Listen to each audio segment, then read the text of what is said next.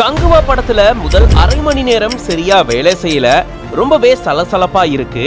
ஆனா எதுக்காக இவ்ளோ நெகட்டிவ் ரிவ்யூஸ்? இத பார்க்கும்போது ரொம்பவே ஆச்சரியமா இருக்கு அப்படின்னு இப்படி ஒரு பதிவை நடிகை ஜோதிகா அவர்கள் வெளியிட்டிருக்காங்க. சூர்யாவுடைய மனைவியா இதை எழுதல, ஜோதிகாவா சினிமா லவ்வரா இந்த பதிவை நான் எழுதுறேன் அப்படின்னு தன்னுடைய பதிவை தொடங்கியிருக்காங்க ஜோதிகா அவர்கள். கங்குவா படம் ரிலீஸ் ஆனதுல இருந்து மிக்ஸ்டான ரிவ்யூஸ் ஆடியன்ஸ் மத்தியில இருந்து வந்துட்டு இருக்கு.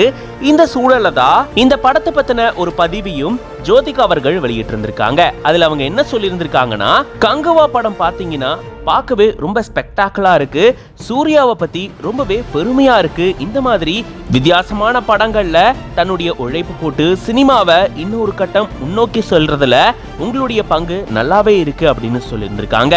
படத்துல முதல் அரை மணி நேரம் சரியா வேலை செய்யல, சவுண்ட் ஒரு மாதிரி சலசலப்பா இருந்துச்சு, ஃபிளாஸ் எல்லாமே இருக்கு. ஆனா எல்லா இந்தியன் பிலிம்ஸ்லுமே இந்த ஃபிளாஸ் அப்படின்றது இருக்கதான் செய்யுது. அதுலயும் குறிப்பா பெரிய பட்ஜெட் படத்துல இதெல்லாம் இருந்திருக்கு. கேமரா ஒர்க் ரொம்பவே நல்லா பண்ணியிருந்திருக்காங்க.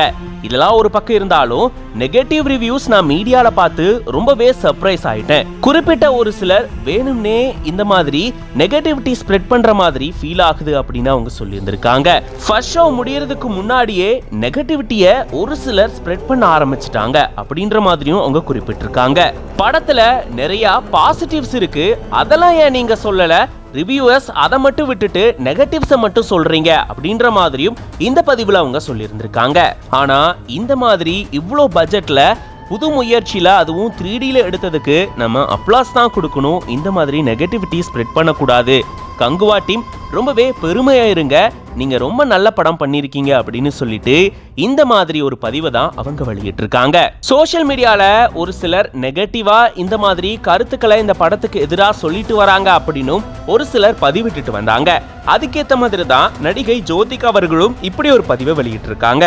படத்துல ஒரு சில ஃபிளாஸ் இருக்கு, ஒரு சிலது சரியா ஒர்க் ஆகல.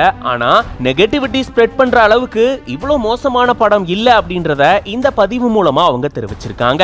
இத பத்தி நீங்க என்ன நினைக்கிறீங்க அப்படின்றத கமெண்ட்ஸ்ல சொல்லுங்க. மேலும் இந்த மாதிரி நிறைய செய்திகளுக்கு பிஹைண்ட் வுட்ஸ் பேஜை ஃபாலோ பண்ணிக்கோங்க.